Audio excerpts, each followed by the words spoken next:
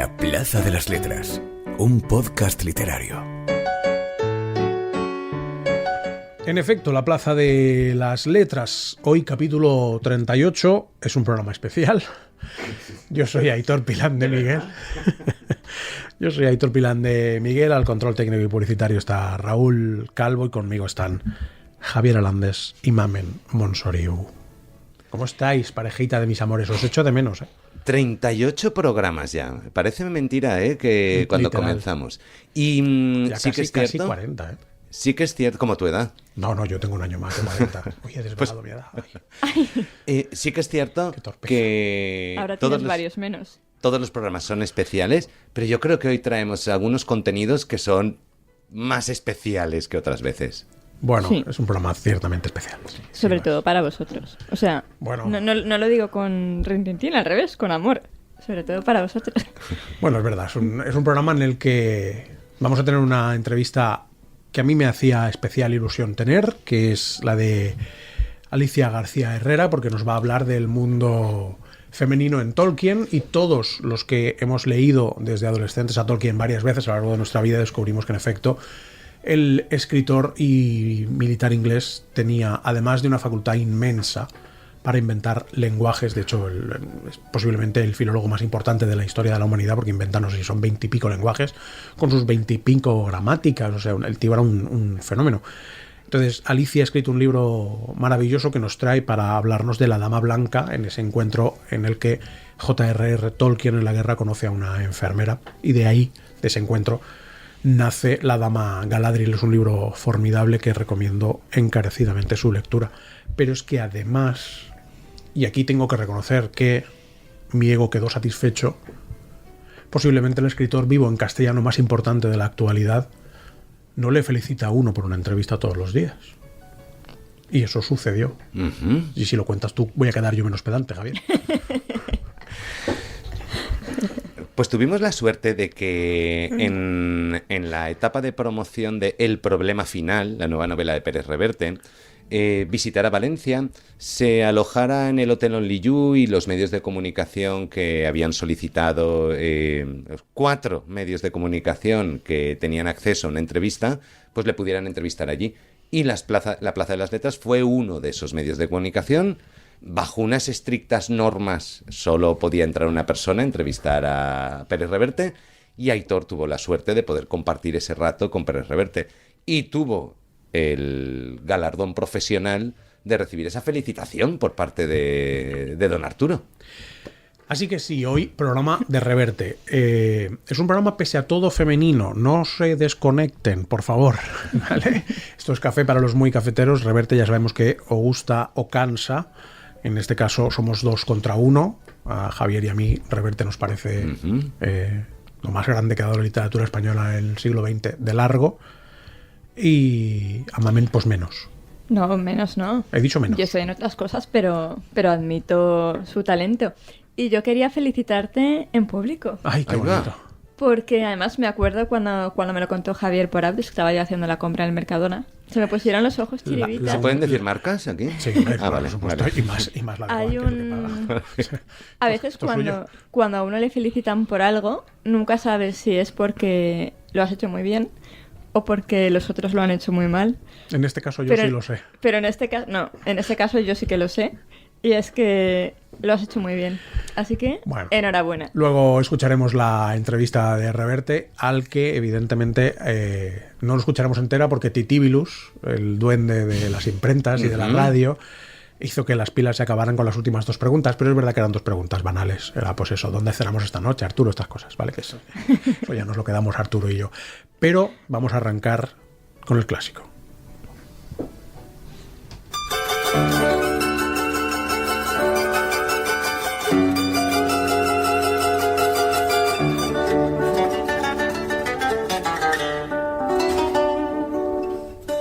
El clásico recomendado. No era el hombre más honesto ni el más piadoso, pero era un hombre valiente. Se llamaba Diego Alatriste y Tenorio, y había luchado como soldado de los tercios viejos en las guerras de Flandes. Cuando lo conocí, malvivía en Madrid, alquilándose por 4 maravedís en trabajos de poco lustre, a menudo en calidad de espadachín, por cuenta de otros que no tenían la destreza o los arrestos para solventar sus propias querellas.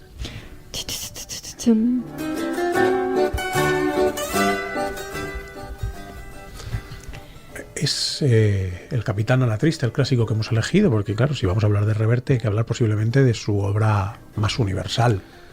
No solo por este libro, sino por la saga completa. Por la saga. ¿no? Efectivamente, son 7 libros, ¿no? 7 u 8. 7 publicados hasta 7 ahora. publicados y 8. En teoría 8. No, en teoría 9. Hay 2 títulos, Faltan dos. dos historias que están tituladas y no han aparecido Y no han todavía, aparecido. que no sé si saldrán algún día. Esa es o una no. de las preguntas que Es como que de- no se grabó, pero os puedo contar lo que me dijo.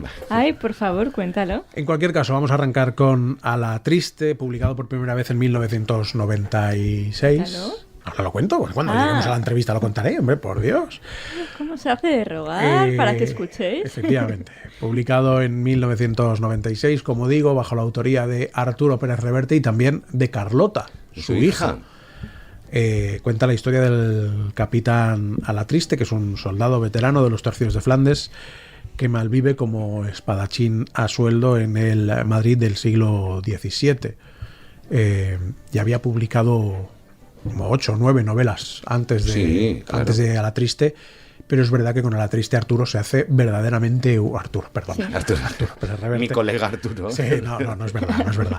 Se Al hace fin. verdaderamente universal. Con ¿Por esta qué? ¿Por qué novela. ocurre eso? ¿Por qué ocurre ese fenómeno? Porque Bueno. es fácil desde el punto de vista en el que nos encontramos a día de hoy, visualizar esa saga de 7 novelas, hablaremos de ellas, hablaremos de su profundidad, pero en aquel momento con un único libro, una novela de capa y espada, da un golpe encima de la mesa Pérez Reverte con un género al que los lectores en ese momento no estamos acostumbrados y crea un hito, que es A la Triste. ¿Por qué ocurrió? ¿Por qué A ver, pensáis que ocurrió eso? realmente, después de informarme mucho, cuando él entrega ese manuscrito, él estaba más que consagrado ya. Ujú. O sea, él había publicado El Usar, la Tabla de Flandes, Maestro de mogollón Esgrima, cosas. etcétera. Entonces, se ve que él llevaba hablándole a los editores bastante tiempo de este manuscrito. Entonces era como...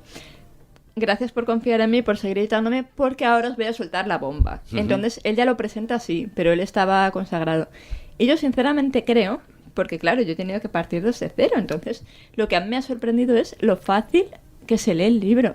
Eso, 1. 2, el contexto histórico. O sea, que aparezcan personajes de ficción y personajes reales. O sea, es una inmersión en el siglo de oro, en el siglo XVII, con todos los personajes que se Que eso movían lo por puede ahí. hacer muy poca gente, lo de poner personajes reales De y hecho, ficticios. Entre ellos tú.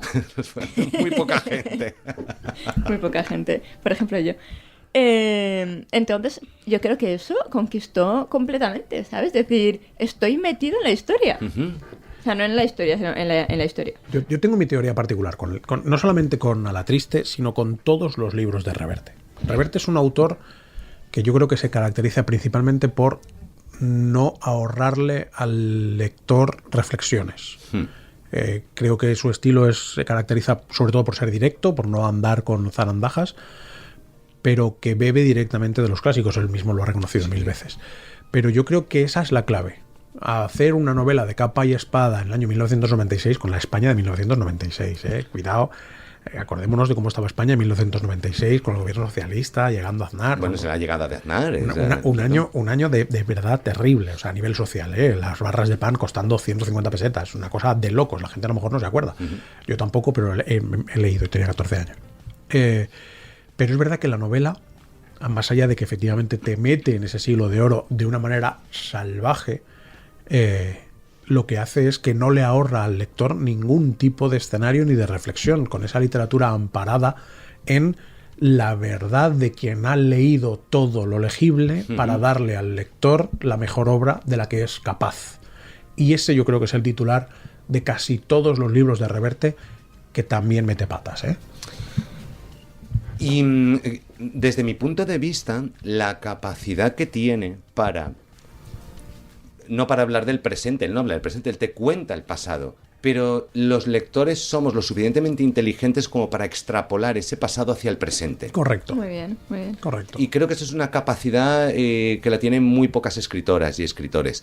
Entonces, cuando habla de determinados estamentos, de determinadas actitudes, de determinados comportamientos de los españoles, nos está hablando del presente. En todo momento sobrevuela la frase del Cantar de Mio Cid, que es: qué gran vasallo sería si tuviera un buen rey.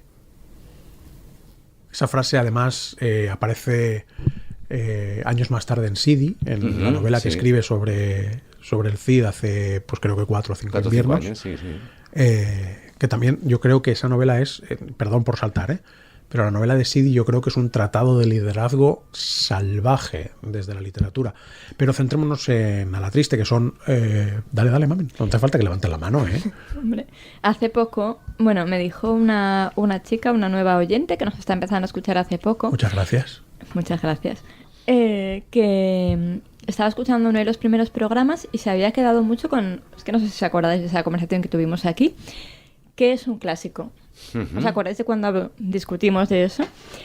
Y yo me acuerdo que en ese momento pensaba, no sé, tendrá que tener 40, 50, 100, 200 años. Y de repente me dijo, que fui yo la que dije, no, un clásico es lo que nosotros queramos que sea un clásico. Entonces es curioso porque A la triste, si tú le preguntas a cualquier ser humano mundial, te va a decir, es un clásico de la literatura española. Sí, sin duda. Con 27 años de antigüedad. Con 27 años y 7 novelas. Quiero decir, Eso es, vale, claro. ubiquemos. Exacto, sí. Pero es curioso, ¿no? Porque es el ejemplo perfecto de que no hace falta tener X años, sino cumplir una serie de requisitos para que, si no lo has leído, por lo menos sepas de qué va y de quién es. Off topic, disclaimer. Nuestro próximo clásico tiene 4.000 años. Claro. Es verdad. Es un dato. Porque aquí hay que hacer de todo, ¿no? Sí, Nuestro próximo clásico tiene más de 4.000 años. O sea, que hacemos de todo en esta casa. Independientemente de todo, ese primer párrafo que hemos leído es una declaración de intenciones que te ubica perfectamente de qué va la novela. Sí. Un espadachín que alquila su espada por 4 chavos para aquel que no se atreve a resolver sus propios problemas. Cuando uno lee A la triste y lo hace con... Ahora Hitor ha levantado la mano. Los ojos, efectivamente. Muy buena acotación. Lo hace con los ojos del lector avezado. Lo que descubre es que a Arturo Pérez Reverte lo que le gusta de verdad es todo el proceso de investigación. Claro. Y cuando yo descubro que un escritor se centra en eso, solamente me viene a la cabeza aquella seccioncita en la que Javier nos contaba que lo importante del 100% de la investigación es guardarte el 98% del trabajo. Es una cosa que Reverte hace estupendamente bien, pero es que además mete política, mete amor, mete mujeres. En contra de lo que la mayoría de la gente piensa, los libros de Reverte tienen una de las mujeres más fuertes. Algunas de las mujeres más fuertes de la literatura española las tiene Reverte. Bueno, más fuertes, más capaces, independientes, sí, más capaces, más sensuales. Absolutamente, absolutamente. Pero descubrimos que El Capitán a la triste en realidad es un homenaje a aquellas gentes, aquellos mercenarios, claro, que se buscaban la vida en una época en la que llegar a las 10 de la noche vivo era una suerte. Sí. Así es. El libro está narrado por Íñigo. ¿Quién es Íñigo? Íñigo es lo que en ese momento se llamaba paje, el paje del Capitán a la triste, que además el capitán lo había como semi-adoptado porque él había combatido con su padre en la batalla de Flandes y pues su padre había fallecido, le tenía especial cariño, entonces él estaba huérfanito de padre y dijo, pues te adopto. Y es curioso como, está claro que combaten, que hacen todas las aventuras juntos, pero es curioso como en varias ocasiones es este personaje, Íñigo, el narrador, quien le va a salvar la vida.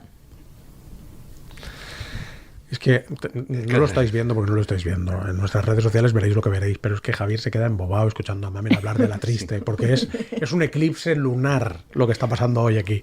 Eclipse lunar, de verdad. Fíjate, hoy vamos a hablar, y lo adelanto, pero lo haremos luego en la sección, cómo contar mejor sobre las decisiones a la hora de escribir. Y este libro está lleno de decisiones por parte del autor antes de ponerse a escribir en la elección de personas. Lo hablaremos luego. Lo que sí que es cierto es que estamos hablando de que Pérez Reverte se cuida mucho de no narrar desde hoy hechos del siglo XVII, sino que coger un personaje del propio siglo XVII y que lo narre desde el propio siglo, con sus ventajas y sus inconvenientes. Luego lo veremos. Íñigo Balboa, como tú bien dices, es ese paje, ¿no?, que vive las aventuras junto a Capitán a la triste. Ya no es que el Capitán a la triste lo adopte como tal, es que el padre de Íñigo era compañero de Alatriste, fallece en una batalla en la guerra de Flandes y la madre no puede mantener al niño y lo manda con el amigo de su padre. Lo manda desde el País Vasco, desde Navarra, a Madrid, a que viva con el amigo de su padre, a saber cómo. Porque Alatriste, y esto es esa perfección a la hora de perfilar un personaje, Alatriste, el capitán, no es capitán. No tiene ese título de capitán nombrado por el ejército. Es el título que le han otorgado sus propios compañeros en batalla. Por su capacidad de liderazgo. Sí, de hecho, él es soldado. Claro, es un soldado raso, claro. Más. Lo que pasa es que es un líder de manual. Claro, es un... Y, como tú comentabas antes con otro ejemplo, es otra forma de liderazgo la que nos muestra Pérez Reverte a lo largo de toda la saga. Sí, pero sí. Especialmente en este primer libro, que fue donde lo descubrimos. A mí una de las cosas que me vuelve loco de este Alatriste es, como decías tú antes, Mamen, que de repente Alatriste es un personaje ficticio, Íñigo, que es el hijo de Lope, que es el compañero que muere en las guerras, y luego de repente te parece Quevedo. Claro. Y es que te crees a Quevedo. Claro. Totalmente. Es que te crees a Quevedo. Claro, es que hay una diferencia entre la aparición, por ejemplo, de Felipe IV, que es el rey de España en ese momento, hace sus apariciones en la novela, y la de Quevedo, que Quevedo es un amigo de Alatriste, y comparten noches de vino, noches de borrachera, y... En la taberna del Turco. En la taberna del Turco. Me encanta, además. Hace poquito, este verano, estuve en París, y antes de elegir, iba muy poco tiempo, antes de elegir qué sitios iba a visitar, me estuve documentando mucho de qué escritores estaban ahí y tal. Ajá. Y justo cuando estaba leyendo este libro me imaginaba esos encuentros exactamente como yo los leí en París, ¿no? En una taberna, cruzándose y encontrándose gente verdaderamente importante y yo qué sé, pues eso, bebiendo y demás, compartiendo secretos, próximas novelas, etc, etc, etc. Y es que, jolín, o sea, ha bebido de algo que ha pasado de verdad. Sí. Ahora es cierto que ya no es tan frecuente, o sea, ahora se hace de otra manera, pues con eventos más tal, pero es que antes toda esta gente se juntaban a beber y en sitios como muy míticos. No había móviles, antes no había nada. Antes había beber, sexo y poco más. Y literatura. No, es que literalmente no había mucho más. Pero bueno, tú aquí en Valencia podías ir a ver pintar a Sorolla. Claro. Tranquilamente, a principios del siglo XX. Y si Blasco Ibáñez estaba en Valencia, te lo podías cruzar tranquilamente en el Ateneo, en la plaza del Ayuntamiento, te lo cruzabas y hablabas con él. Hay una película de Woody Allen, creo que es, que muestra esto muy bien, que es la de Midnight en París. Claro. Que, bueno, se juntan Zelda, bueno, con Scott, con Picasso. Y justo me lo imaginaba así. Me encanta cómo en el Capitán Alatriste vemos como Felipe IV ya no es el rey sol, ya no es su abuelo Felipe II, ya no es la España en la que no se pone el sol. España sigue siendo un vasto imperio, pero tiene ya muchos frentes abiertos, tanto en Europa como en América. Y cómo, por un lado, vemos que es un imperio en declive, pero por otro lado nos encontramos en el siglo de oro de las letras, creando una paradoja importante, donde España, poco a poco, comida por la nobleza, el clero, la propia familia real, los ingresos se gastan en palacios, en dispensas reales y en no pagar impuestos, que los impuestos los tienen que pagar los mismos de siempre. Pero por otro lado nos encontramos en el siglo de oro, en el que Calderón, Lope, el propio Quevedo están en la cima, en la cúspide de su creación literaria. Pues ahora, metiéndonos en la trama de este novelón, venga, vamos a decirlo, ¿qué ocurre? Nuestro capitán Alatriste, que ya lo hemos dicho, que bueno, su profesión era sicario, traducido, se encargaba, hacía lo que no quería hacer absolutamente nadie, que no quería, pues eso, ni mancharse las manos, ni poner su vida en riesgo de esa manera, y bueno, era un espadachín y era experto en esgrima. Entonces, una noche, tomando birras y lo que no son birras con los amigos en la taberna del Turco, aparece alguien y le dice, bueno, le cita en una casa un día, una hora, porque tiene un encargo especial para él. Uh-huh. ¿Qué pasa en esa casa? ¿A quién más le habían encargado eso? Bueno, a él, como tú bien dices, Mamen, Arturo Pérez Reverte ya se encarga de contarnos que los escrúpulos del capitán Alatriste son limitados. Es decir, que él, por dinero, mata a quien le encargan, sin preguntarse mucho de a quién está matando, ni culparse demasiado por hacerlo. Él tiene unas necesidades y hay gente que le paga por ello, y ya está. Bueno, es que en aquella época aquello era una Total, profesión era así. más. Era un oficio. Claro, Sí, sí, o sí. sea, ser sicario, ser, pues eso, el que mata por ti, Claro. hoy está proscrito, pero en aquella época Era algo normal. era algo normal, Era efectivamente. eso y el aguaba. Correcto, efectivamente. Suerte en la vida con las dos cosas. Como tú bien dices, Mamen, el detonante de la obra de esta primera novela se produce cuando Alatriste es reclutado para una reunión clandestina donde dos hombres enmascarados... Que luego más tarde se descubre quiénes eran. Dos hombres enmascarados les reúnen a él y a otro espadachín, Gualterio Malatesta, un italiano, y les encargan dar un susto a dos viajeros extranjeros que van a llegar a Madrid. Dar un susto. Dar un susto en aquella época. No, les encargan dar un susto, que no haya sangre, que les roben los documentos, que les roben el dinero, Era etcétera. pegarles un susto, pero no era ni romperles las piernas, ni nada No, parecido. darle un sustito. Pero cuando se van esos hombres, se queda él con Malatesta, el fraile de la Inquisición les dice, no, sí que tenéis que matarlos. Y claro, en ese momento al fraile de la Inquisición no se le podía desobedecer. Por lo tanto, ellos se van de ahí con el encargo de que tienen que asesinar a los ingleses cuando lleguen a España. ¿Y qué pasa, Hitor? Bueno, lo que pasa al final es lo menos relevante, Bueno. en realidad. Bueno, Porque fíjate, pasa- permíteme. Es porque a mí lo que me apasiona de esta novela es que vas conociendo, Bueno. Arturo Pérez Reverte se toma su tiempo en que conozcamos a Alatriste y su forma de vida y su forma de pensar.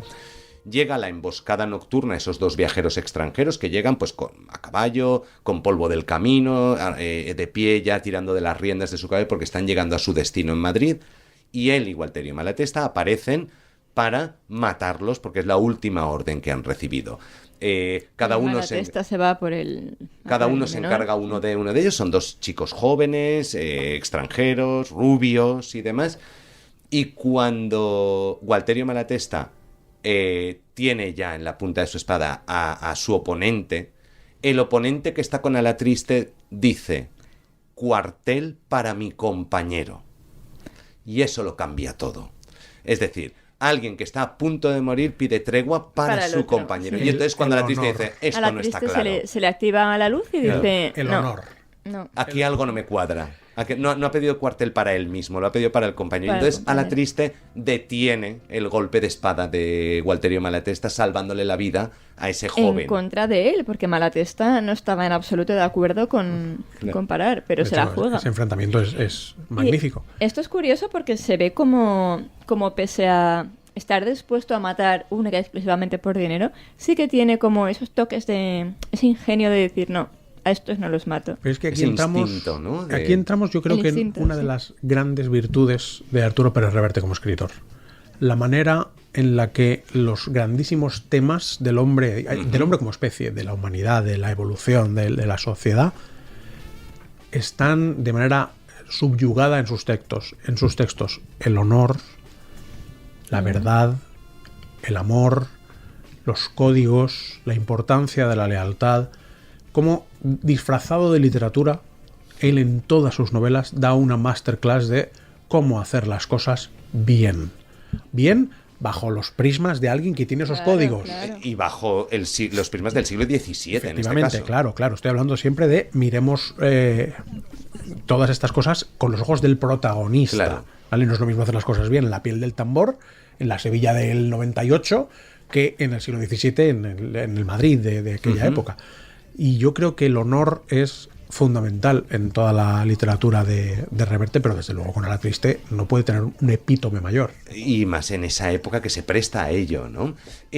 Además, ese detonante hace ver que nos presentan, vamos a ver, voy a hacer spoilers de un libro de 1996. Si está publicado o sea, se puede Quien no se lo ganar. haya leído, es importante por la identidad que se revela después de los dos viajeros. ¿quiénes eran? Venga. Los dos viajeros son el príncipe de Gales y el duque de Buckingham. Es decir, es el heredero de la corona inglesa y el noble más importante que hay en Inglaterra, que han viajado de incógnito a España porque se llevan meses de negociaciones entre la corona británica y la corona española para que el príncipe de Gales se case con la hermana de Felipe IV y de ese modo La hija. es la hermana de Felipe IV. Sí. Y que de ese Doña modo María. las rencillas que tienen España e Inglaterra se puedan limar asperezas. Sabéis que la política en aquellos tiempos eran casamientos para ampliar reinos, para analizar... Bueno, como hoy. Como hoy. La política son Sí, reuniones sí, de sí. corte y ya está. Sin duda. Quiero decir, no hay más que ver la foto de Waterloo. Sí, es verdad. Quiero es decir, verdad. son reuniones de corte y Pero palacio. es verdad que no solamente habrían, si hubieran hecho caso, habrían matado a 2 personas importantes, sino que además habrían provocado un conflicto bélico entre el Reino de España y el Reino de Inglaterra. Claro. Por lo tanto, menudo ojo tuvo el capitán a la triste. Bueno, él no lo sabe, No lo sabe, pero pero- resulta que hay una serie de personajes que están muy conformes y agradecidos de que alguien no haya hecho esa locura y otros que están completamente contrariados porque lo que realmente querían era esa batalla, esa guerra contra Inglaterra. ¿Cómo valoramos que esté escrito a la limón con su hija, que debía tener entonces A ver. 16, 15, 14? Dejan muy claro que es colaboradora. Claro, Claro. a Pero eso yo es a lo que creo voy. que- Ojo, es colaboradora, pero es autora, ¿eh? Sí, Sí. lo sé, lo sé. Yo creo que lo que ella ha aportado, desde la ignorancia absoluta, es la psicología femenina, ¿sabes? Porque, Pero era una niña. bueno, pero te puedo dar información, Sí, sí, claro. ¿sabes? De eso yo, el día que tenga que escribir una novela con un protagonista masculino, yo voy a tener que preguntarle a Mauro, ¿y esto cómo lo pensáis? Claro, porque por mucho que sepamos... No te hay- voy a decir cómo. Pues no, No, pero pensamos, es cariño, verdad no que pensamos. hace falta una documentación extra, porque al final hay diferencias. Claro, ¿sabes? pero sin quitarle méritos a la hija del escritor, que no sé qué años tenía, en 1996. Entiendo que esto se escribió 2 o 3 años antes. Claro. Que tendría 12, 14 años la cría, ¿no? Con todos los respetos, ¿eh? ¿Me quieres decir que con 14 años sabía más de psicología femenina que un tío que ha estado 25 años en guerras? Igual casi sin querer. Si tú le vas haciendo preguntas... No te estoy diciendo que no, ¿eh? Es una pregunta que a mí me plantea mucha curiosidad. Hasta donde yo sé, pues bueno, es un guiño de Pérez Reverte a su hija. Luego, la realidad es que ya no aparece como coautora en ninguna de las otras novelas.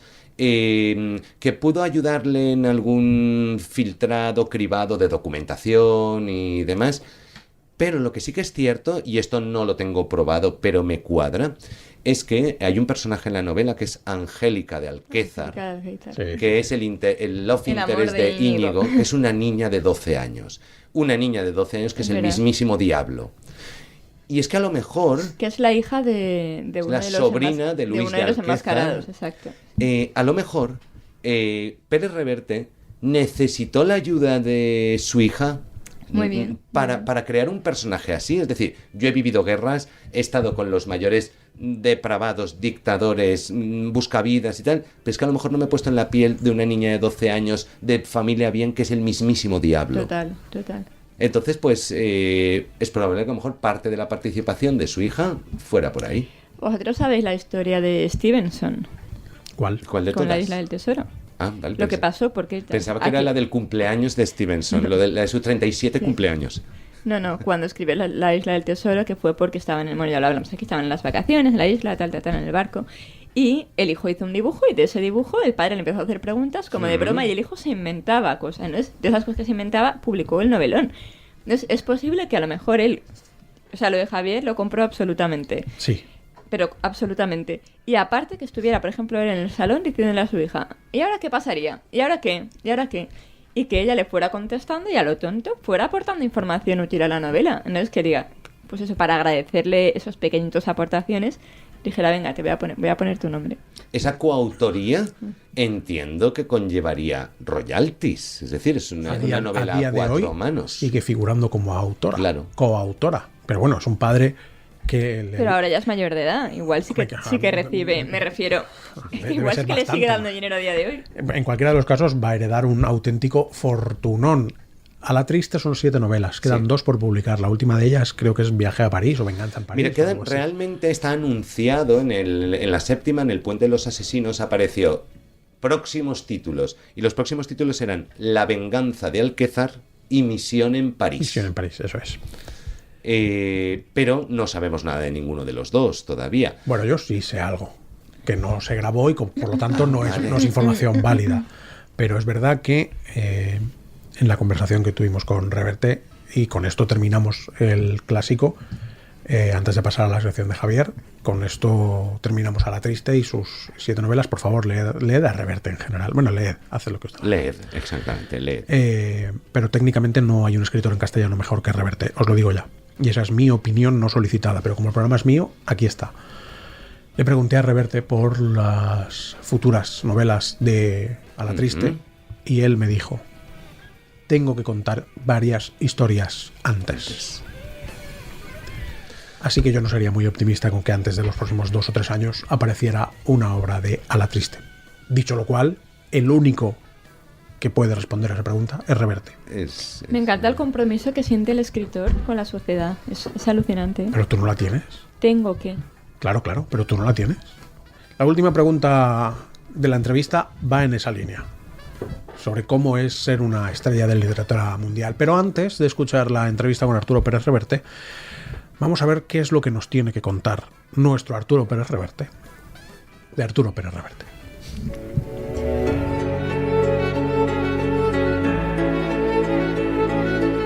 Cuando uno lee a Reverte, descubre a los clásicos y no les tiene miedo, porque con Reverte uno confirma que la osadía en el lenguaje uno la adquiere leyendo a Homero y leyendo a Virgilio y leyendo a todos los clásicos de la literatura universal. Cuando uno tiene la inmensa fortuna de que uno de sus amigos le pida presentar La última mirada de Goya, descubre que Javier Alandés ha escrito una novela superlativa, llena de decisiones quirúrgicas que llevan al lector por donde el autor quiere. Y cuando uno llega a ese estatus, se puede permitir el lujo de opinar como escritor de la obra de alguien como Reverte. ¿De qué vienes a hablarnos hoy, Javier? Jolín, Aitor, gracias. Pero me ha parecido muy importante eso que has dicho, la capacidad de la toma de decisiones. La toma de decisiones per se ya es un concepto de una acción antes de la acción. Es decir, y conlleva una reflexión antes de hacer algo. Voy a tomar decisiones. ¿Qué decisiones se tienen que tomar para escribir un libro? Es decir, si ya tienes una historia, si has desarrollado unos personajes, ¿qué decisiones hay que tomar? La verdad es que muchas. Lo que pasa es que cuando nos ponemos a escribir, estamos tomando decisiones de una manera muy instintiva. Todas las personas que escribimos un email, estamos tomando decisiones de manera instintiva. Estamos dirigiéndonos de una determinada manera a esa persona, estamos introduciéndoles el tema, estamos despidiéndonos. Son tomas de decisiones en cada momento. En literatura, la toma de decisiones hace que una novela sea buena, excelente o superlativa. Y es importante que la autora o el autor se tome su tiempo para esa toma de decisiones. Y yo quiero tomar como ejemplo la primera novela de la saga de A la Triste, aunque voy a hablar de un poquito de las otras. ¿Te puedo hacer una pregunta? Hombre, claro, por supuesto. ¿Quién toma la decisión? ¿El autor o el protagonista? ¿La decisión de qué? La decisión. El autor. El autor siempre, o sea, el autor siempre. Yo creo que lo toma el protagonista. Pero el protagonista... A través del autor. Claro, no, pero es que el protagonista tiene la vida sí, pero que el autor le da. Claro. ¿Cómo?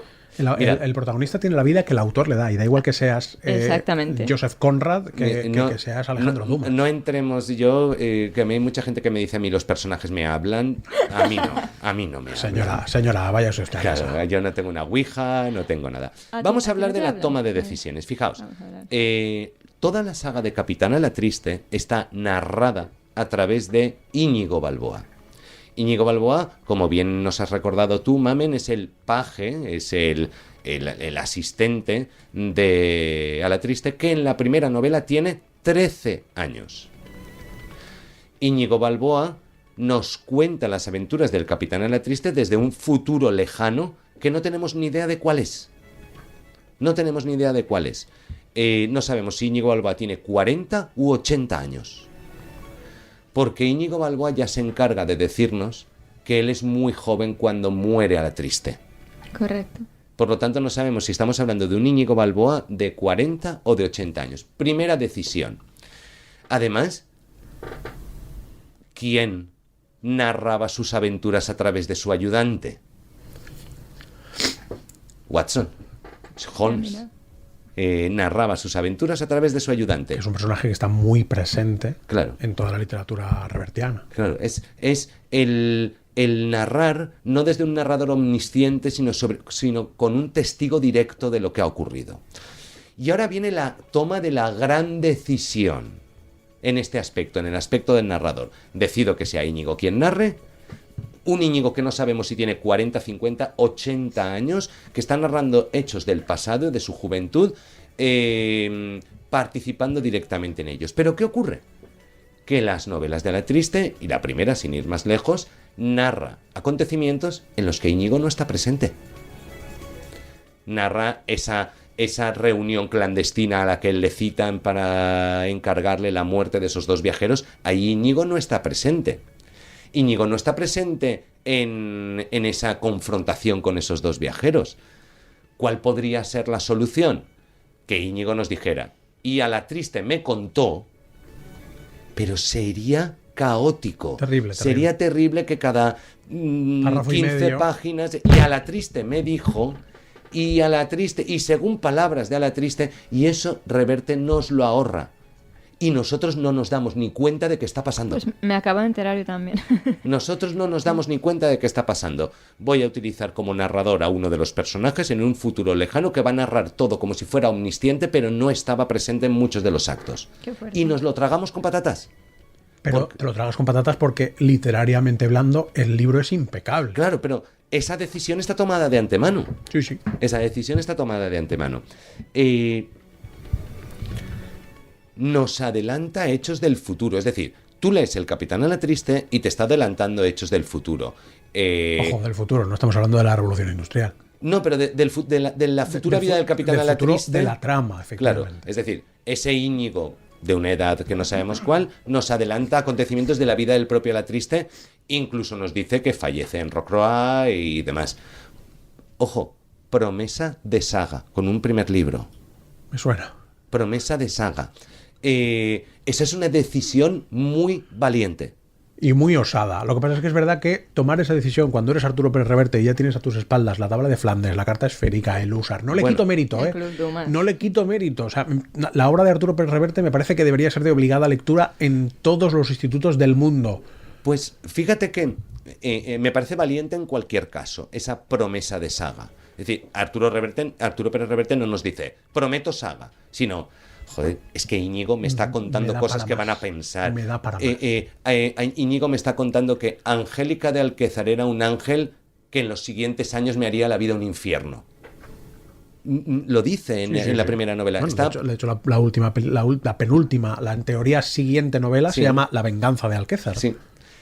Nos está adelantando una saga. Es posible que, como tú bien dices, que una escritora, un escritor consolidado diga, oye, voy a hacer una saga, tengo mi base de lectores, pero las fosas de las taquillas de los cines y de las recaudaciones están llenas de directoras y directores que tomaron una decisión arriesgada. Sí, totalmente. Qué bonito. Sí.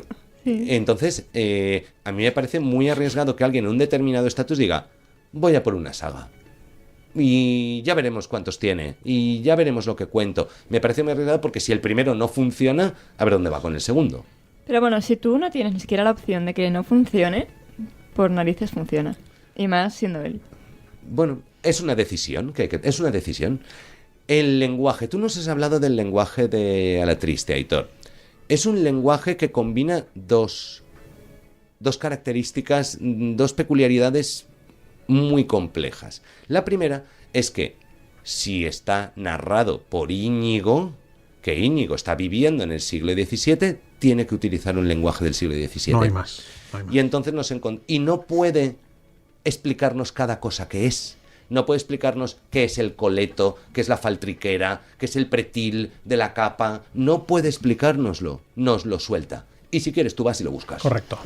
Y sí que es cierto que te puede dar un cierto contexto para que averigües pues que es una parte del vestuario. Pero te lo da la primera vez. Claro, y ya está. Si no vuelve a nombrar la palabra faltriquera en 96 páginas, cuando llegas a faltriquera, claro, tienes que buscar lo que es. Los corchetes. A eso es lo que me refería antes cuando digo que Arturo Pérez Reverte no le ahorra ningún tipo de investigación ni de reflexión al lector. No. O sea, él cuenta con que su lector es un lector inteligente, capaz de entender la literatura. Claro, pero piensa en la tesitura que yo cuando escribo una obra me pongo.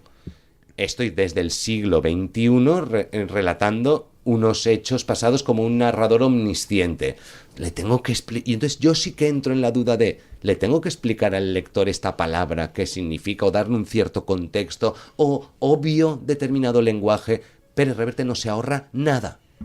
Te da el lenguaje que debería ser, en aquella época, en el siglo XVII, el lenguaje habitual, coloquial. El normal de taberna. Claro, porque además, el coloquial. ojo, que no es lo mismo cuando habla el rey que cuando hablan los soldados. Evidentemente. Y esa diferenciación del lenguaje también la traslada, creo que de manera perfecta. Bueno, cuando dice España tenía Europa cogida por las pelotas. Isabel II. Como ahorita. Isabel II, la reina virgen. Virgen de a saber qué. Es decir, sí. Es capaz de combinar ese lenguaje. Es el lenguaje coloquial que habría en la época. Seguro. Y ya está.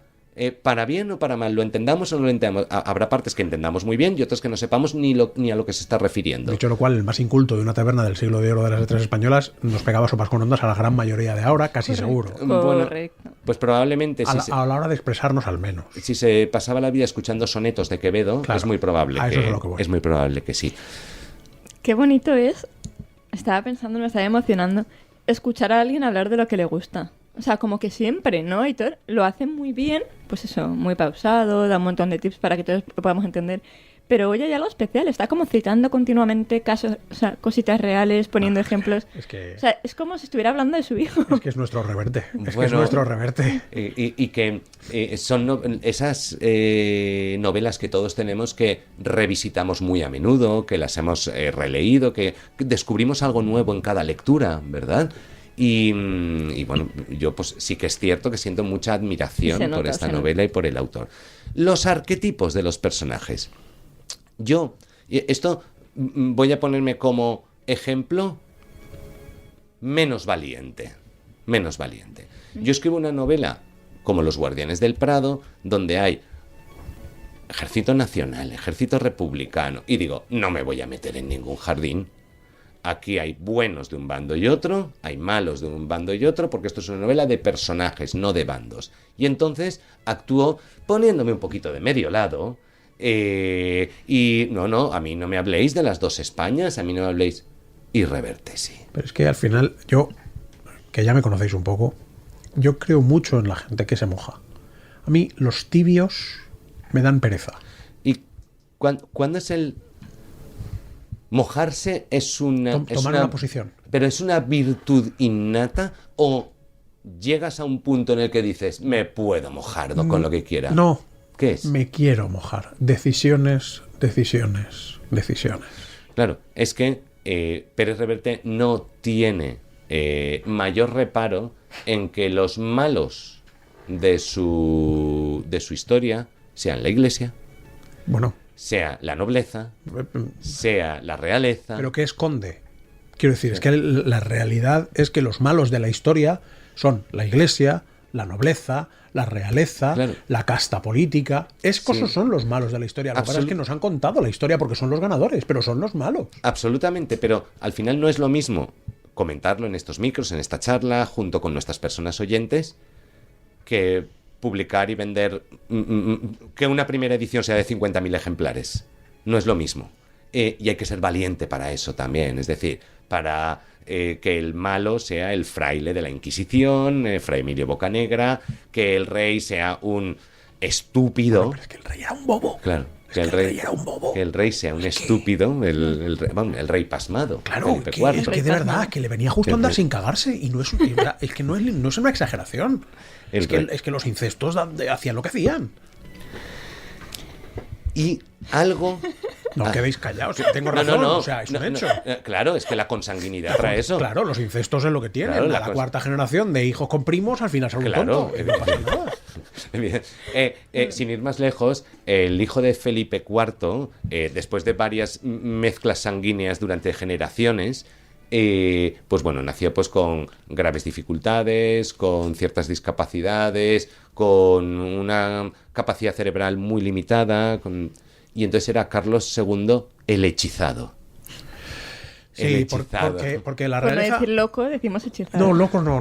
La palabra no era loco, la palabra era discapacitado intelectual. claro. Era un muchacho que literal, tú le ves los retratos Claro. y decías, uy, tiene así como un poco de cara de que le faltan 2 o 3 herbores para empatar. Era el hechizado. Claro, el eufemismo del victorioso. Claro.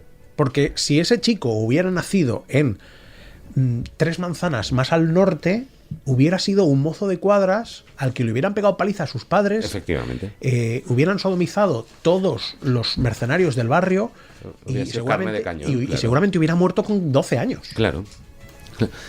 Y algo que a mí me apasiona de la saga de La Triste es la capacidad de, en cada una de las novelas, tocar un género y unos temas distintos.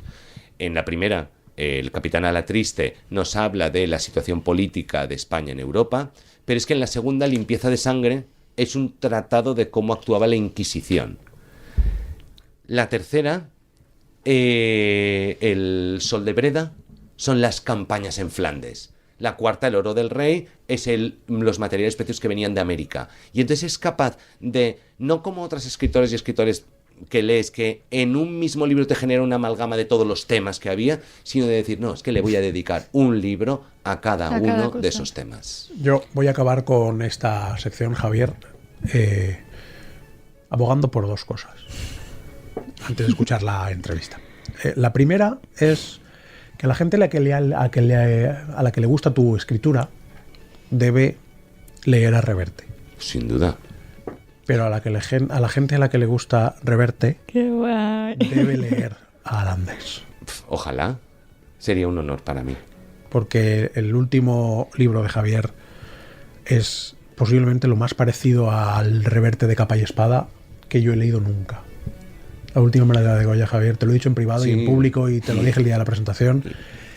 Es una auténtica barbaridad lo que has hecho con esa novela y no podía evitar acordarme del Reverte de capa y espada leyendo La última mirada de Goya. Pues te Ya agradezco está, muchísimo ya está. porque era una de las intenciones. Bueno, pues ahora sí, ha llegado el momento en el que yo os cuente que efectivamente hace un mes, después de habernos leído el último libro de Arturo Pérez Reverte, de los 27 que ha publicado, nos citó en un hotel, allí acudimos, Javier y yo, y a la hora de subir a la habitación para hacerle la entrevista, pues solamente pude subir yo. Monté los aparatos que me dieron aquí en Plaza Radio como mejor supe y pude, y salvo las 2 preguntas que no se grabaron, tuvimos a bien hablar con Arturo Pérez Reverte. ¿Por qué no hacer una novela negra al uso, Arturo? Porque hay muchas, algunas muy buenas, otras no tan buenas, hay demasiadas, ¿no? Y justamente eso fue lo que me motivó. La idea era no hacer eso, sino hacer otra cosa. Dije, ¿es posible que todavía en un mundo saturado de novela negra, donde todo el mundo escribe novela negra, que un lector de ahora disfrute con la novela policial de la manera clásica, la novela de enigma, de problema, de cuarto cerrado, de crimen imposible? ¿Es posible que un lector que ha visto televisión, cine, crímenes en cadena, Aníbal Lecter, vampiros, tal, lo pase bien con un problema narrativo clásico que se resuelve de una manera casi matemática? Ese era el desafío. Que bueno, pues voy a ver. Además, pero claro, no podía hacerla de una manera ingenua o simple, porque entonces habría quedado arcaica, desusada, anacrónica, ¿no? Tenía que jugar con lo que el lector actual sabe, que el lector ha visto de cine, de televisión. Hacerle trampas al lector con sus propios conocimientos, con su propia enciclopedia audiovisual. Y ese era el desafío. Proponerle un juego al lector, juega conmigo, vamos a jugar a ver si eres más listo que yo. Vamos a jugar, te voy a hacer trampas con aquello que sé que sabes, ¿no? Y tú creyendo que sabes, vas a disfrutar con la estrategia perversa de la que eres objeto. Ese era, digamos, el marco en el cual decidí escribir esta novela. Una de las cosas que me ha pasado leyendo esta novela y que me pasó con Sid y que no me había pasado ni con El italiano ni con Invasión es que tengo la sensación de que has disfrutado como un enano escribiendo. Bueno, yo disfruto con todas las novelas preparándolas, no escribiéndolas. Escribirlas es un sufrimiento. Preparándolas sí, de todo lo que es documentar, leer, viajar a los lugares, imaginar personajes, situaciones, releer libros o leer libros que no has leído, es la parte maravillosa de escribir novelas. Después está la parte técnica, que es la parte de ensamblaje, de montaje, de estructura, ¿no? Y eso ya no es tan divertido. Eso ya es un trabajo diario de 8 horas diarias, todos los días, festivos incluidos, estructuras, que todo encaje, y más una novela de este tipo, ¿no? Una novela de este tipo tenía, aparte de lo que es la estructura normal de una novela, tenía problemas adicionales graves, serios. Es decir, cómo hacer que el lector no vaya ni por detrás ni por delante de ti, sino que vaya a tu lado. Cómo hacer que al final el lector quede sorprendido y no decepcionado. Cómo hacer que el final esté a la altura de lo que has planteado. Que la resolución del enigma no esté por debajo del planteamiento del enigma. Cómo hacer que todo eso funcione, ¿no? Entonces, claro, eso requiere, claro, yo no tengo la capacidad intelectual de hacer eso de una manera brillante. Entonces, claro, tenía que irme allí a los que lo hicieron bien. Lo que he hecho, me fui a los que sabían hacerlo, a todos ellos, los que leía, los que releía, los que no había leído. Entonces, de ellos fui extrayendo con paciencia y con humildad franciscana, y al mismo tiempo con depredador de pirata, con instinto depredador de pirata, todo aquello que me era útil para esta historia. Esas herramientas son las que me permitieron contar la historia. Cuando hablas de consultar a los clásicos o los que lo hicieron antes que tú, me viene a la cabeza Hammett, me viene a la cabeza Simenon. Pues fíjate, esos son los que menos, porque esos son de novela, digamos, negra, más novela, digamos, o bien Simenon, la psicología metida en la narración policial, o Patria Jaime, a lo que también he leído, por supuesto. Claro, ¿no? permíteme, me viene a la cabeza como antítesis completa. Ah, eso sí, correcto. Lo que sí que veo es que ha habido un cambio terrible, porque si leemos a Víctor Hugo, si leemos a Pardo Bazán, los crímenes han interesado a todo el mundo toda la vida. Sin embargo, desde Hammett, Simenon y toda esa época, la novela negra se está ensuciando. ¿Qué ha pasado? ¿Qué le ha pasado al lector? Bueno, pasa como todo en la vida, que las cosas se saturan y la gente se aburre, y entonces se van. La imitación crea mediocridad también, y crea variantes que se apartan del punto original, ¿no? Entonces ha habido una saturación de novela negra. Entonces, bueno, pues, y además en este momento el lector actual está condicionado por los medios audiovisuales, las novelas de vampiros, que también tuvieron su moda, la serie policial de muchos asesinatos, crímenes en cadena, la novela nórdica, que la primera era buena y las segundas han hecho muchísimo daño.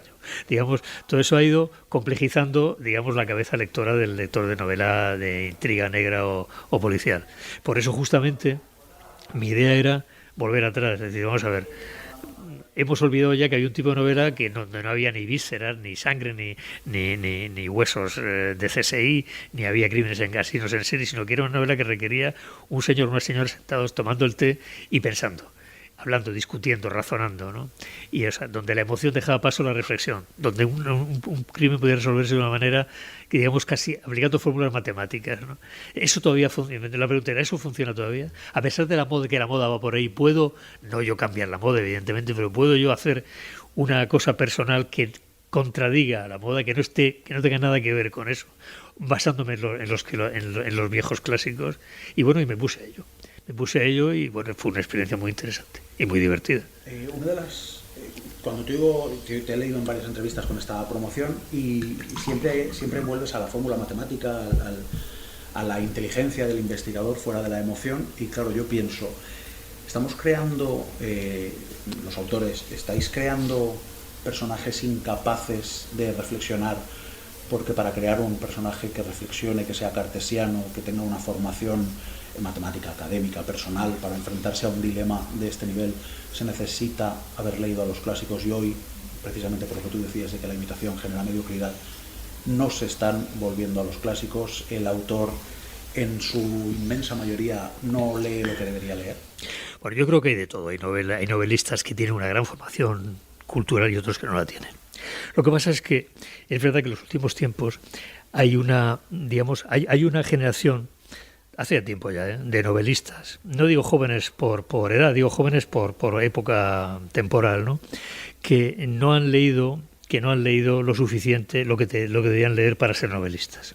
Entonces, digamos, creen haber descubierto fórmulas que estaban ya pues en el teatro griego, o en Shakespeare, o en Víctor Hugo, o en Dumas, o en Stefan Zweig, o en Conrad, o en Galdós, o en Alarcón, que tiene una novela, por cierto, que se llama El clavo, una novela policial muy interesante y muy poco conocida en España, que hicieron más de ella una película excelente.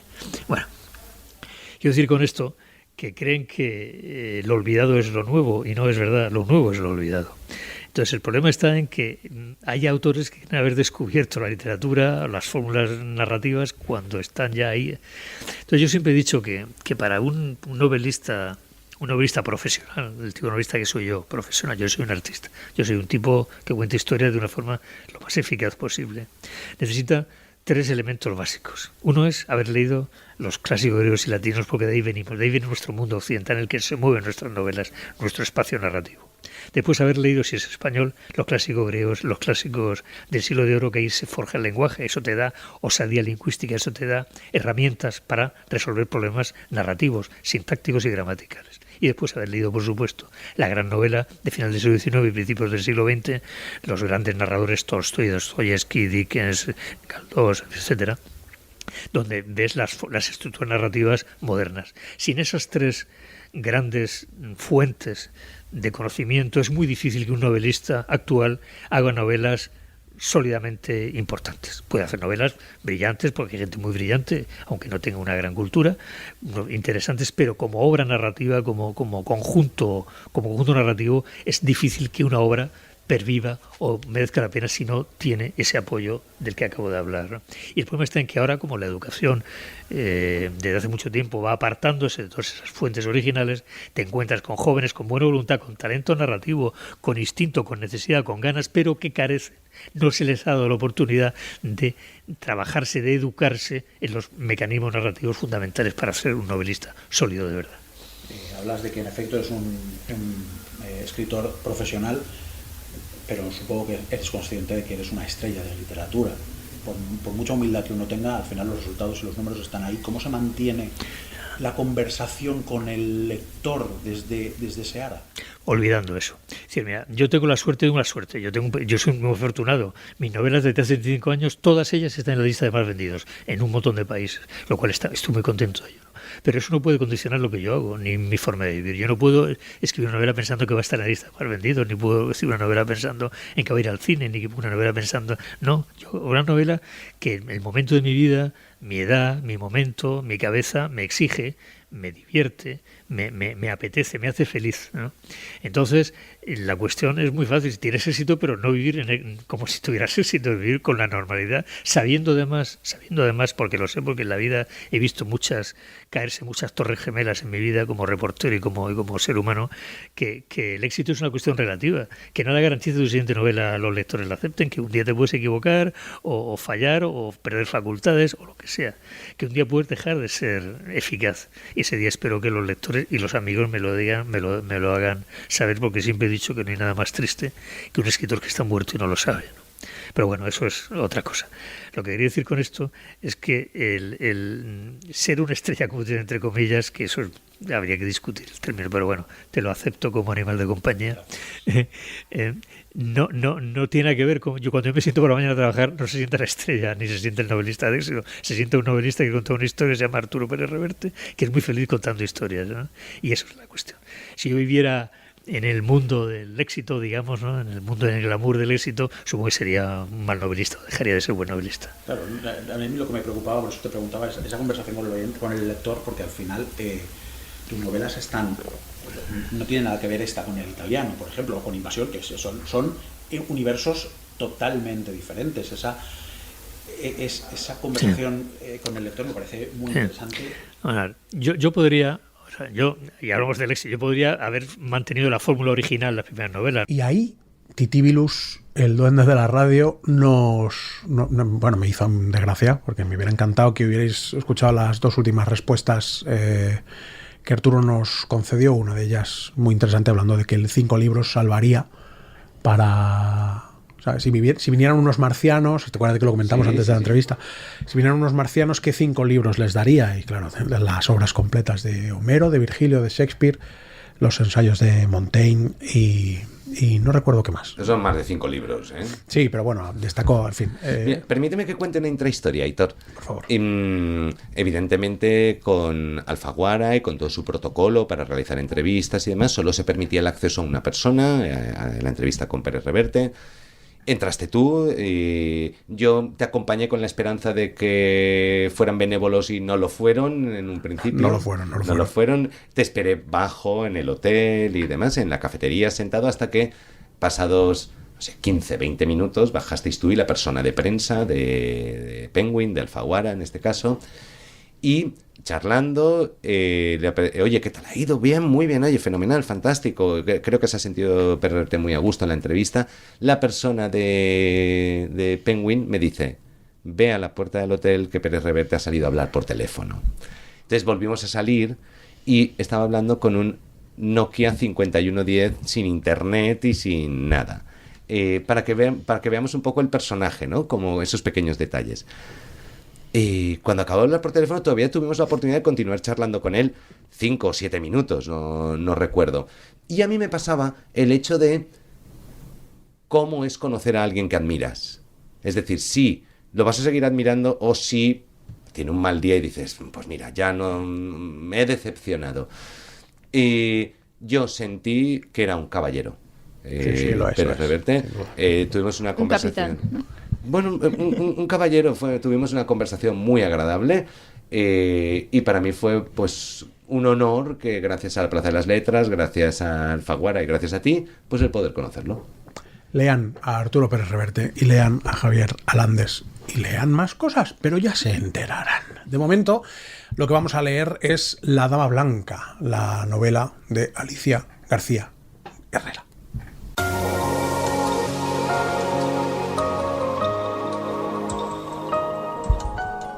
Seguimos en la Plaza de las Letras y nos vamos a ir a 1916.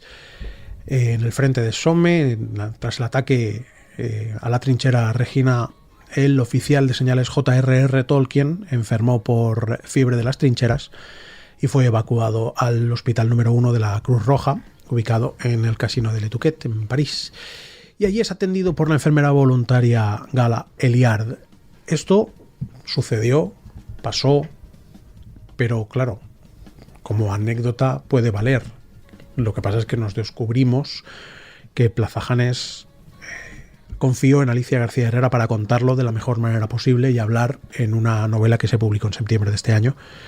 Una historia maravillosa de cómo posiblemente el escritor de fantasía más importante de la historia de la literatura universal creó a el personaje femenino, yo creo que más importante de toda su obra y sin duda uno de los más importantes. Ella es doctora en Derecho por la Universidad de Valencia y ha colaborado con distintos medios de comunicación, es conferenciante, ha ganado varios premios literarios, uno de ellos es el premio de narrativa de la Dirección General del Institut Valencià per les Dones y de la Igualtat de Gènere por la obra Calle Progreso 36 se vende. Pero claro, cuando Alicia García Herrera nos dijo que venía al estudio, todos dijimos lo mismo.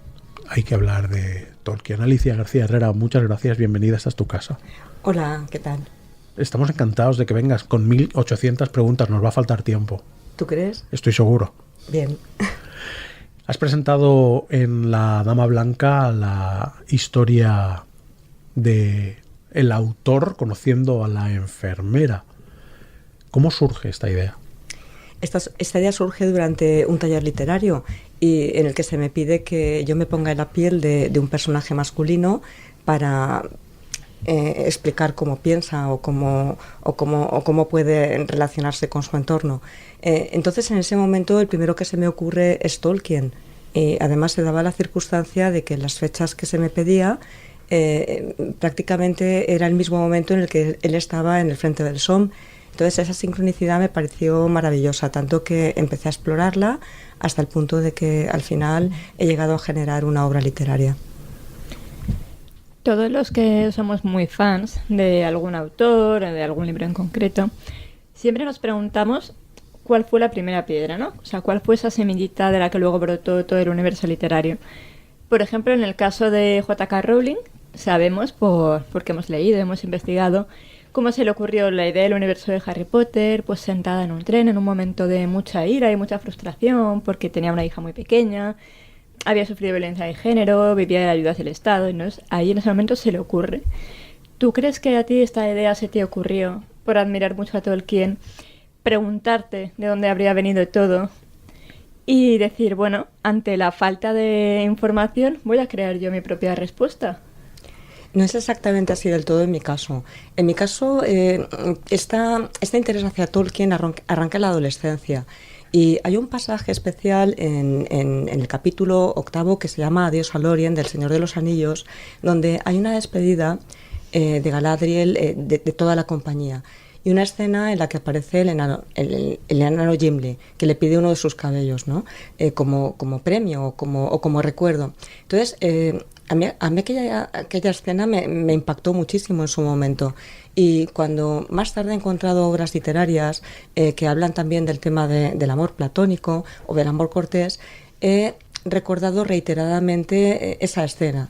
Entonces, cuando yo empecé a hacer este ejercicio literario sobre Tolkien, empecé también a plantearme cómo vivió esos pocos meses, que es un episodio muy desconocido de su vida, en el frente del Somme, cómo fue en aquel momento su participación en la guerra de trincheras como oficial de señales. Yo recordaba reiteradamente ese episodio. Entonces, cuando descubro que esos días se enferma de fiebre de las trincheras, llega al hospital número 1 de la Red Cross, Le Touquet, es atendido evidentemente por una enfermera. Yo no sé en ese momento, después de investigar muchísimo, no sé exactamente quién fue la persona que atendía a Tolkien. Lo que sí que puedo es ponerme en su piel y pensar que el impacto emocional que tuvo que sufrir al salir de barro, no sé, de piojos, ratas, trozos humanos incluso, ¿no? Y sangre. Y de aquel episodio que él describía como horror animal de las trincheras y después verse en un hospital regentado además por una aristócrata que era la duquesa de Westminster, donde además había pues enfermeras voluntarias. Yo creí que tenía la obligación de recrearlo así y de pensar y de conectar toda esa experiencia con ese episodio. Es decir, estaba convencida de que tenía que hacerlo de alguna forma. No sabía cómo, pero volvía una y otra vez a las páginas del Señor de los Anillos y se me iba ocurriendo poco a poco cómo construir la historia.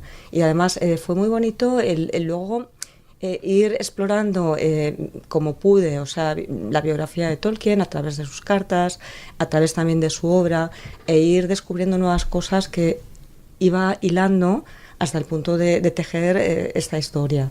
O sea, que he llamado La Dama Blanca. Pero no olvidemos, Alicia, que esta novela no es un ensayo sobre Tolkien, su juventud, es una novela con un conflicto, es una novela en que incluso yo diría que eminentemente romántica. Bueno, a mí siempre me gustan las historias de amor y de guerra y no es la primera que hago. Tengo algún relato al respecto, incluso exploré en su momento la posibilidad de hacer una novela de amor y de guerra, como al estilo de Lo que el viento se llevó, también.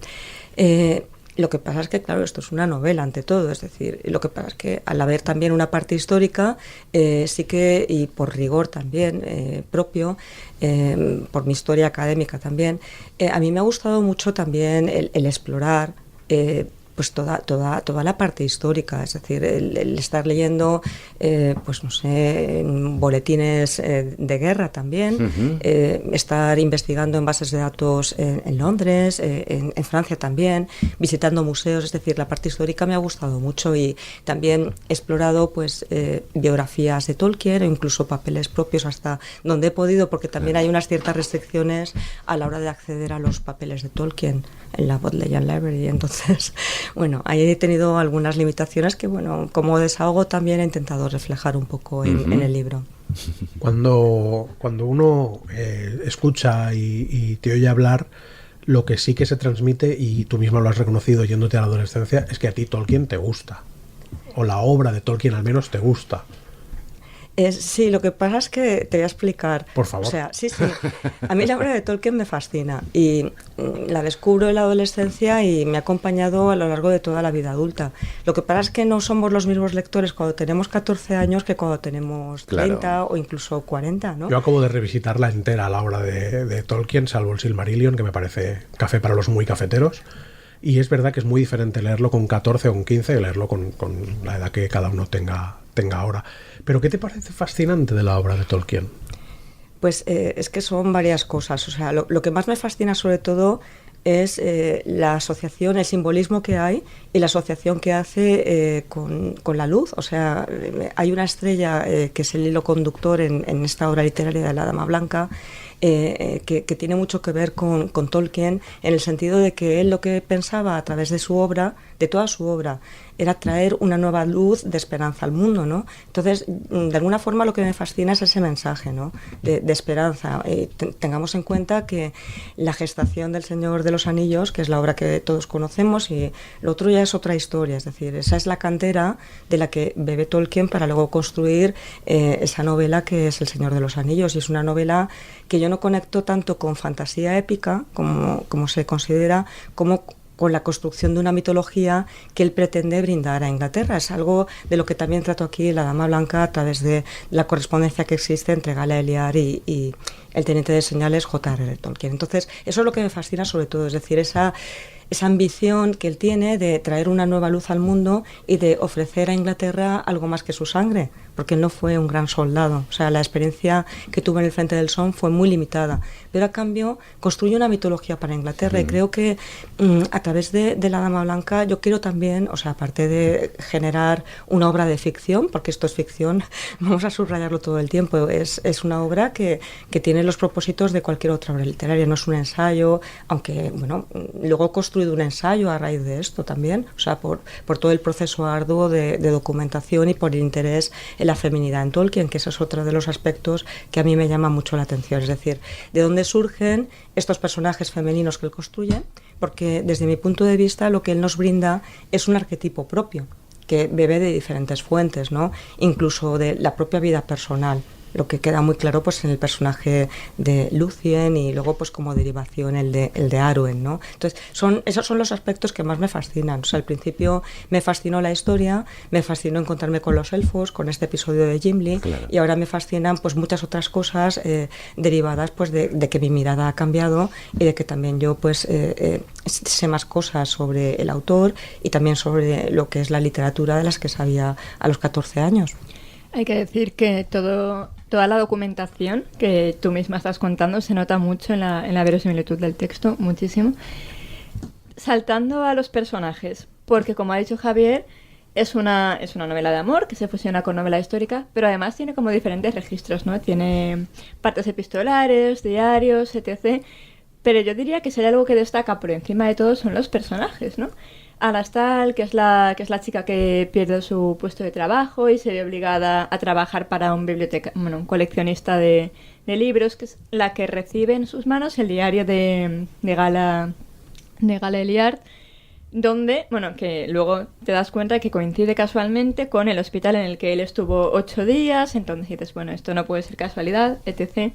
También tenemos a Pierre, tenemos a la elfa, Galadriel. ¿Qué personaje? Porque son personajes fabulosos. ¿Cuál es tu predilecto? O sea, ¿qué personaje has creado con mayor...? Bueno, mi predilecto es Tolkien, porque yo aquí voy a dar una visión... Es mi Tolkien, o sea, no necesariamente tiene que ser el profesor que todos conocemos y que prácticamente hemos idealizado y adorado. Es un Tolkien joven que tiene pues muy pocos años, menos de 25, que está en un momento de su vida absolutamente crucial, porque justo cuando consigue su propósito de licenciarse y de casarse con su novia de toda la vida, pues por la que además había luchado mucho, ¿no?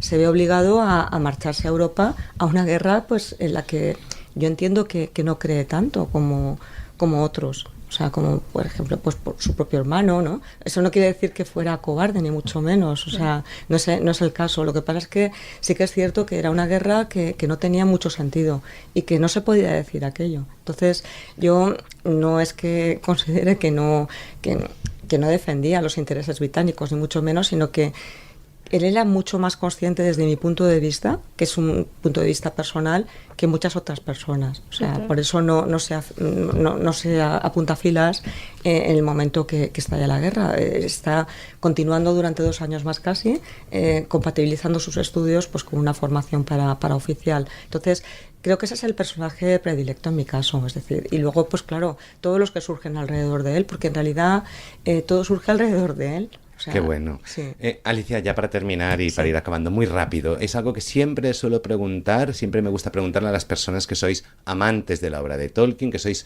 estudiosas de la obra de Tolkien, ¿qué te parecen las adaptaciones cinematográficas, seriéfilas y tal que hay de su obra?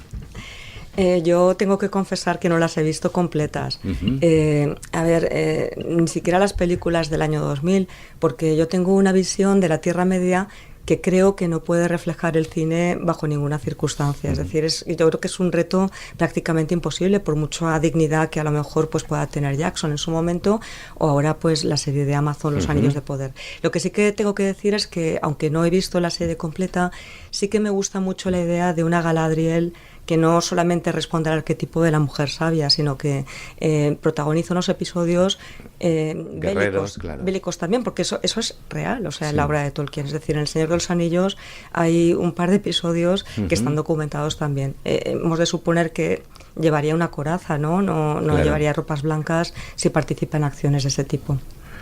Las fajas que las editoriales ponen en las novelas siempre son lisonjeras de más, pero en este caso nos da un dato que es ciertamente real. Esta novela se ha publicado coincidiendo con el 50 aniversario de la muerte del autor, del profesor y del teniente de señales, y en ella nos abre la puerta, Alicia García Herrera nos abre la puerta al mundo femenino de Tolkien, que, como ella misma adelanta, es mucho más profundo que lo que se encierra dentro de una novela de épica, como es indiscutiblemente la trilogía del Señor de los Anillos y todo lo que acompaña. Nos encantaría tener más tiempo, Alicia, porque particularmente yo, mis compañeros no lo sé, nunca hemos hablado del Señor de los Anillos, es verdad, pero particularmente yo soy un poco enfermito de Tolkien y me podría pasar los 90 minutos del programa hablando contigo, pero claro, es que tenemos que hablar de más cosas. Muchísimas gracias por venir. Ven, cuéntanos más cosas. Esta es tu casa. Escribe más cosas de estas, por favor. Bien, para terminar, solamente decirte que para satisfacer tu curiosidad, pues ya tengo un ensayo preparado sobre la feminidad en Tolkien. Magnífico. Entonces, el momento que lo editen, pues nada, vuelvo aquí a hablar de eso. Trato hecho. Muy bien, gracias. Muchísimas gracias. Gracias, Alicia.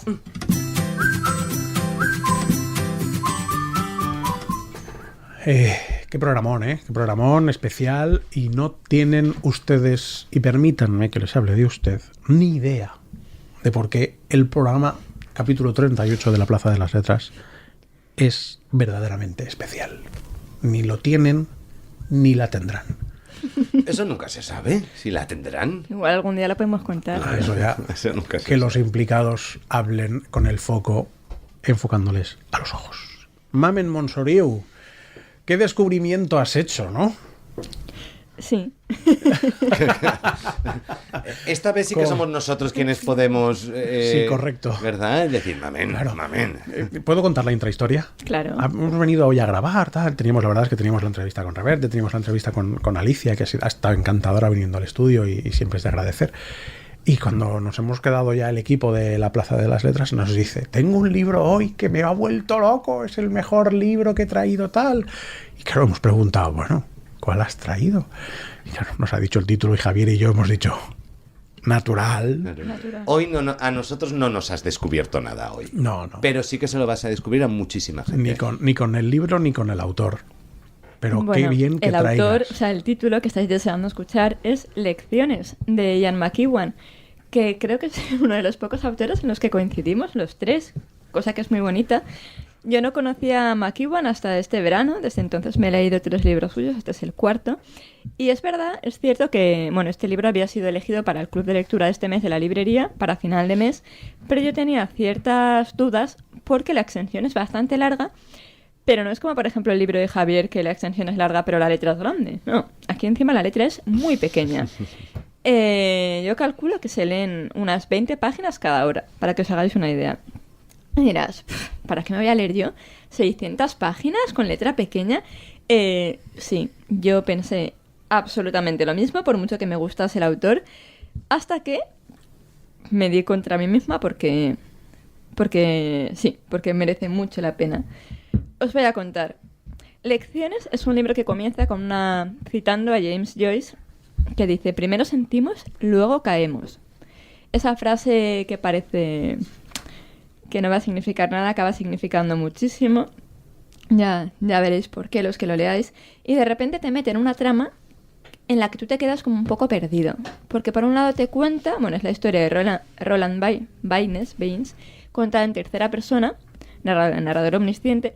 Por un lado te cuenta cuando él tiene 11 años y sus padres lo envían a un internado donde él tiene que, entre muchas cosas, recibe clases de piano. Con 11 años, recalco. Y la profesora de piano se marca un Nabokov con Lolita. Un Nabokov, ¿no? Sí. Sí. Que hace lo que hace, ¿no? Además de una manera como bastante brusca, pues con cierta violencia, le da un golpe en la pierna y de ahí pasa otra cosa. Sí, pero ¿cómo está contado? Pero ¿cómo está contado? Buah, no, es alucinante, es alucinante. Eso por un lado. Pero luego de repente te salta al momento en el que su mujer, él ya tiene una cierta edad, ya es un adulto, tiene un hijo pequeño de 7 meses, y su mujer, con un niño de 7 meses, Alisa, lo abandona dejándole una nota. Ujú. Y por otro lado, el momento actual, donde el niño ya tiene casi 3 años, han pasado unos 3 años, y el inspector de policía al que él llama en el momento de la denuncia todavía no tiene ningún dato de Alisa. Sin embargo, él sigue siendo, por supuesto, el principal sospechoso de la causa. Entonces, aparece este inspector diciéndole que venga, que por compasión, aunque el inspector es un poco, en fin, también tiene un montón de movidas dentro, problemas con mujeres, etc. Y dice, venga, voy a decirle a mi equipo que dejemos de sospechar de ti porque parece que tú no has hecho nada, ¿no? Entonces vemos esos 3. Y hasta que tú entiendes que estamos hablando de 3 momentos diferentes y por qué son tan importantes los 3, no entiendes nada. Eso aparece pues más o menos en la página 100. Pero merece la pena recabar toda la información posible porque cuanto más información recabes y con más concentración leas, mejor va a ser todo lo que viene a continuación. Voy a intentar no hacer spoilers, pero sí que voy a contar cosas y lo siento mucho porque son muy importantes. La primera cosa es que el niño, Lawrence, Larry, como lo queramos llamar, es un niño criado por un padre. Un niño completamente feliz, que va a ir a su guardería, se va a desarrollar completamente, pero que pensad que él no ha tenido a una madre, o sea, él no ha sido nunca consciente, por lo tanto no tiene esa falta. Sin embargo, sí que es el padre el que tiene la falta de la madre, claro, todo el rato, continuamente, porque dice... O sea, y además siente mucha culpabilidad porque se da cuenta de que lo que pasó a los 11 años con la profesora, que estuvieron 3 años juntos hasta que ella, eso os lo cuento luego, pero le plantó los papeles con 16 años del matrimonio. O sea, esa mujer está loquísima. Pero bueno, es que encima todo esto es autobiográfico. O sea, ahora... hay una gran parte autobiográfica que ahora os contaré. ¿Por dónde íbamos? Bueno, él siente culpabilidad porque piensa que su manera de actuar con las mujeres se ha visto muy negativamente repercutida por lo que pasó con aquella profesora. Por lo tanto, encima no es ella se ha ido y ya está, sino ella se ha ido y yo tengo la culpa. Total, cuando el nene tiene unos 3 años, los abuelos, que son los padres de ella, les pide por favor que vayan a visitarlo, que quiere ver a su nieto, etc. Incluso les compran los billetes. Él accede y en una de las conversaciones que tiene esos días con la madre de ella, con Jane, la madre le cuenta que ella vino a visitarla. Y que vino a visitarla diciéndole que si se lo decía a su marido, o sea, a su padre, no iba a hablar. O sea, que tenía que hablar con ella únicamente a solas, que quedaban un día, 1 hora. Además vino muerta de hambre, con el pelo muy corto y encima teñido de henna, o sea, todo condiciones precarias. Y no quería comer, no quería nada. Y vais a flipar lo que os voy a contar. Le contó a su madre lo siguiente. Le dijo que el motivo por el que se había ido era para no repetir el mismo error que ella, porque ella la había condenado. ¿Qué pasó? La madre quería ser escritora. Lo que ocurría, ¿no? Pues te casas, después hijos, después tal, y acabas mandando la creatividad al garete. Bueno, pero es un poco el tiempo, ¿no? Quiero decir, ahí en ese escenario yo creo que el culpable no es que tú tengas más o menos creatividad, sino que pero la madre, o sea, la madre como que lo había pasado por alto, porque en ese momento era como normal, ¿no? Sin embargo, la hija se había comido toda la frustración de la madre al no poder haber desarrollado su talento, haber hecho sus cosas, y decía que ella no quería pasar por lo mismo. Y que salvándose y rescatándose a sí misma, a lo mejor también rescataba a la madre. y le permitía todavía tener la oportunidad de hacerlo ahora. Entonces, fijaos cómo le puede eso, que abandona a su marido y a su niño, porque le duele muchísimo. En el ejercicio de salvar a la madre está abandonar al hijo, cuidado con eso. Qué bonito, qué bonito. Y es capaz, bueno, total, que Roland, el protagonista, al tener esta conversación con la madre, se va a lo loco. Esto aquí un poco de ficción, porque tú te vas a Alemania. Bueno, que ahora os contaré porque la parte histórica tiene muchísimo... Se influye muchísimo. De eso, todo lo que pasa porque un hecho histórico hace que pase. O sea, las personas se conocen pues porque en la batalla de no sé qué se tuvo que ir a luchar, la mujer se quedó sin marido, entonces apareció el amante y con el amante tuvo un hijo. O sea, todo pasa por algo histórico. Y en este caso es el muro de Berlín. Bueno, todo el conflicto que hubo, ¿no? Y entonces él se va a Berlín, paseando por Berlín casualmente en un bar, se la encuentra a ella, que está tomando algo con un chico y tiene un libro encima de la mesa. Y bueno, él se pone muy mal porque inicialmente piensa que es su nuevo amante, etc., aunque llevan 3 años separados, pero bueno, no hay un papel que testifique que están separados. Entonces se acerca a ella, este es el último spoiler que voy a dar, lo prometo, y ella primero resopla un poco en plan, ya estás tú aquí, has tenido que aparecer, me has encontrado, y luego le cuenta todo esto que él ya lo sabía por la madre, que gracias a haberse ido ha conseguido publicar su libro con una buena editorial y además está escribiendo su segundo libro. Y él le dice, bueno, muy bien, genial, pero vuelve. O sea, porque encima le pregunta cómo está Larry, pero cuéntame algo de él, y él no le quiere contar nada. O sea, él está enfadado con ese tema. Claro, te has ido, has perdido el derecho. Y ella le dice, mirándole a los ojos, que no se va a ir, que lo más importante para una mujer es crear. Y después de crear, si quiere volver, ya volverá. Bueno, una cosa loquísima, pero es que me parece un tema brutal, o sea, un temazo, porque claro, tú piensas que Lecciones va a ir, pues, de Lolita, luego piensas que Lecciones va a ir de contexto histórico, luego piensas, te das cuenta que al final el meollo del asunto es la disonancia entre la creatividad y la maternidad, que es precisamente lo que yo estoy escribiendo, y dije, wow, en plan, qué temazo. Bueno, o sea, no es la disonancia entre la creatividad y la maternidad, es la disonancia entre la creatividad y la vida. En las responsabilidades inherentes que lleva la vida, ya sea trabajar, tener hijos, ser pero madre. Al estar ambientado en esa época, es verdad que la mujer, el papel que tenía la mujer cuando se casaba y tenía hijos, era ocuparse de la casa y de los hijos. Sí, claro. Entonces, y a la mujer de Roland le pasa exactamente lo mismo. Por lo que cuando ya se ve en la situación, dice, yo tengo que salir de aquí corriendo. Y es que, jolín, o sea, bueno, es una cosa loquísima. Y ya cuando me entero de que encima hay muchísima similitud entre el protagonista y el propio Ian McEwan, digo, no me lo puedo creer. O sea, es una novela más autobiográfica. El padre también estuvo en el mismo ejército. Bueno, tienen como ahí varias cosas. También tuvo una profesora que lo acosó. Bueno, tiene cosas. Decíamos, me he pasado todo el programa diciendo que hay que leer a Reberta Yalandes, claro, pero es que hay que leer a Ian McEwan. Ian McEwan es maravilloso. Es maravilloso, Es una locura. maravilloso. O sea, ¿cómo consigues que en 600 páginas todas sean interesantes? O sea, Siendo Ian McEwan. no, pero además, muchísima información. O sea, no es que sean páginas que te describen, no. Es que es muchísima información. No te puedes perder nada porque si te pierdes algo, te pierdes un detallazo. Tú fíjate qué diferencia hay entre las 600 páginas de Ian McEwan y las de Ken Follett, ¿eh? Sí, es bastante. Sí. Perdón, ¿eh? Bastante. Fíjate que a mí Ian McEwan me encanta. Lecciones para mí no es una representatividad de su obra. Nada. Su obra yo creo que... para mí su obra la marcan para mí El Inocente y Expiación. Expiación, sobre todo, sí. Que son esos grandes conflictos internos que podemos vivir las personas relacionados con el amor, relacionados con la familia y demás, de tomar decisiones muy duras al respecto, que aquí están tomadas. Sí, pero aquí lo que ha hecho es brincar su vida. Claro. Contarte su vida, metiéndole ficción y haciéndola pues de una manera interesante, pero lo que ha querido él, porque no sabe cuántas novelas le quedan, lo que ha querido es contar su vida. Claro. De hecho, también le abandonó a la mujer, todo. Además, Expiación tiene, para mí, una de las mejores adaptaciones cinematográficas que Ya yo estaba he visto. tardando, ya Sí, estaba tardando. desde luego. Tiene una adaptación cinematográfica maravillosa con James McAvoy y Keira Knightley, que si alguien no se quiere leer el libro, pues se puede leer la película. Entonces, después de esta recomendación, ¿por qué tenemos que leer Lecciones? Bueno, primero porque la historia es fascinante en sí, pero luego porque además vemos cómo la historia del siglo XX, pues en concreto los misiles de Cuba, la caída del muro de Berlín, Chernobyl, el Brexit, incluso la pandemia, o sea, cómo todo influye en la vida privada de los personajes. O sea, cómo lo público influye en lo privado de una manera además muy fuerte. O sea, con decisiones, como decía Javier, muy, muy direccionadas.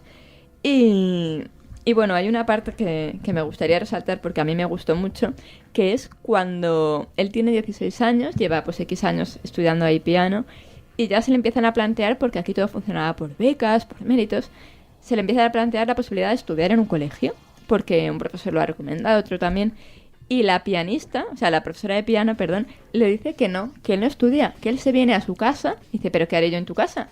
Nada, yo iré a dar clases. Yo te mantengo. Yo te mantengo, tú estás en pijama esperándome todo el día.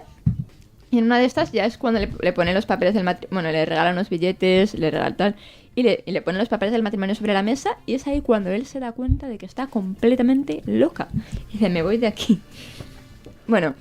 Lecciones. Alucinante. De Ian McEwan. Lean a Ian McEwan, lean Expiación. Puede dar lecciones. Máquinas como yo, lean, porque es verdaderamente salvaje. Ha tocado el momento de irnos, así que si metes la sintonía de despedida... ¿Cómo pues, puede ser que ahora sean 90 minutos y se me siga haciendo corto es esto? Terrible, es terrible. ¿Cómo puede ser? Es terrible, es terrible. Maravilloso estar En fin, con vosotros. Mamen Montsoriu, muchísimas gracias. Gracias a vosotros. Qué feliz Por estoy, querida mía. Javier Alandes. Nos escuchamos en el próximo. En el próximo, por cierto, el próximo será un especial Navidad. A pensar que iba a ser un especial. Perdona, lo propusiste tú. Sí, claro, porque a la fuerza ahorcan. Lo siento.